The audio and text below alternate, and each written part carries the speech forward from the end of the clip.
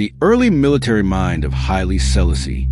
How foresight preserved Ethiopia in the highlands of Ethiopia at the dawn of the 20th century. The world was changing faster than the ancient rhythms of empire could comfortably follow. European powers were carving Africa into colonies. Modern weapons were redefining warfare, and ancient kingdoms were falling one by one under the weight of industrialized armies. Yet Ethiopia stood apart. It was one of the only African nations who remained independent, not by accident, but through a combination of geography, history, and leadership.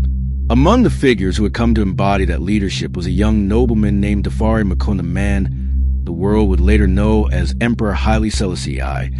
Long before the imperial crown, long before he addressed the League of Nations, Tafari Makonnen was quietly studying something that many leaders of his time ignored: modern military power and what would take to defend Ethiopia in a rapidly shrinking world, a nation that had survived, but was not safe.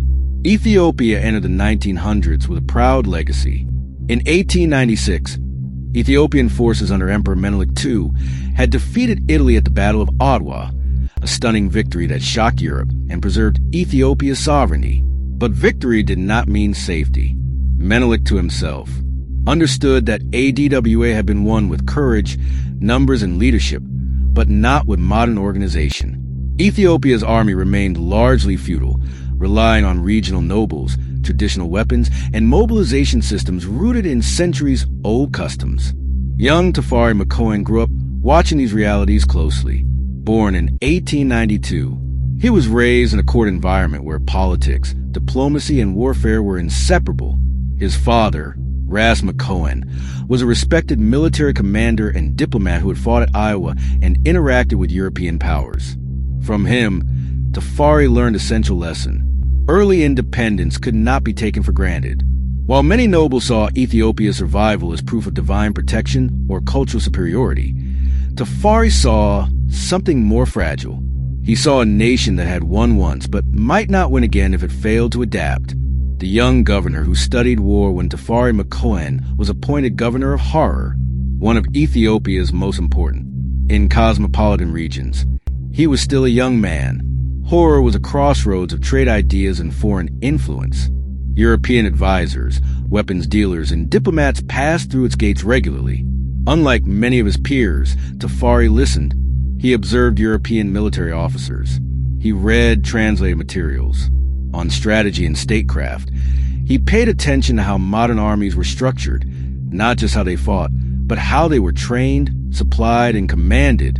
At a time when most African leaders were focused on internal rivalries or ceremonial authority, Tafari was asking deeper questions.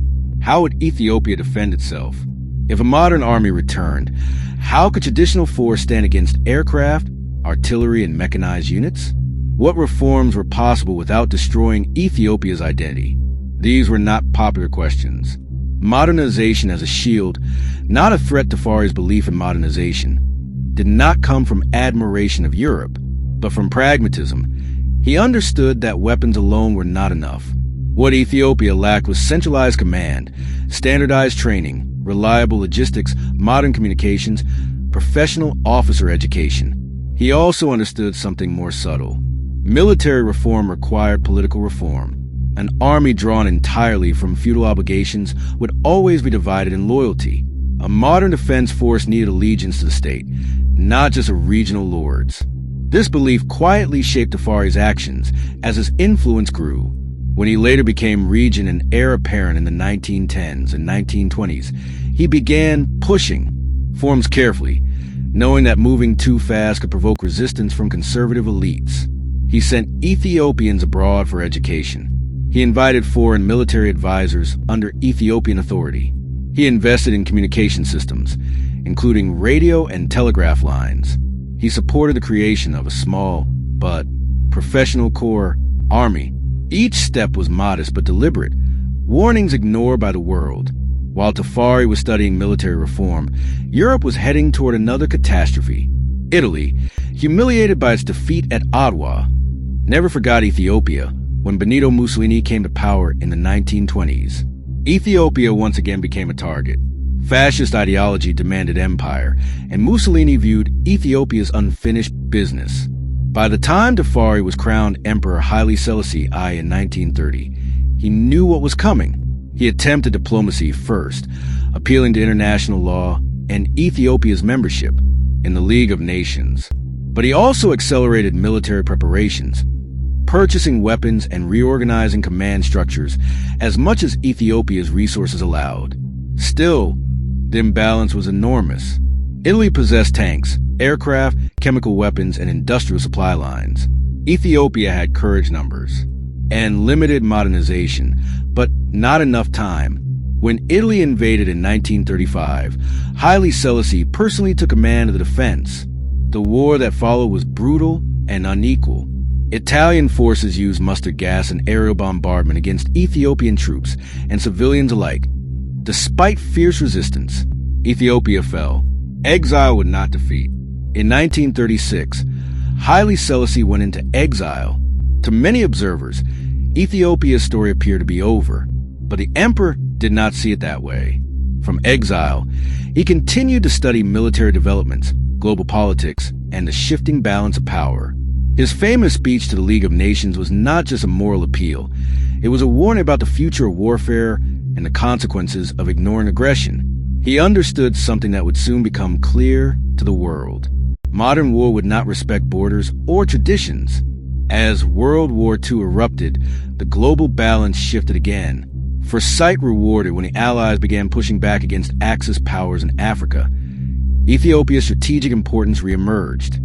Ethiopian resistance fighters, many of them veterans of the earlier war, kept fighting in the mountains and countryside. Haile Selassie's earlier efforts at modernization limited, though they were now paid off. Ethiopia had officers who understood modern command structures. It had leaders who could coordinate with allied forces. It had a national identity forged around sovereignty and resistance. In 1941, with British support and Ethiopian Patriot Forces, Haile Selassie returned to Addis Ababa. Ethiopia regained its independence. It was not just a military victory. It was a validation of decades of foresight, the legacy of the early military mind. Haile Selassie's early study of military strategy did not prevent Ethiopia's occupation, but ensured that occupation was temporary, unlike many African states that fell and never rose again. Ethiopia retained its sovereignty because its leadership understood the modern world before arrived at their doorstep. Haile Selassie proved that modernization was not surrender, that tradition could coexist with reform, and that foresight, even when ignored, could shape history.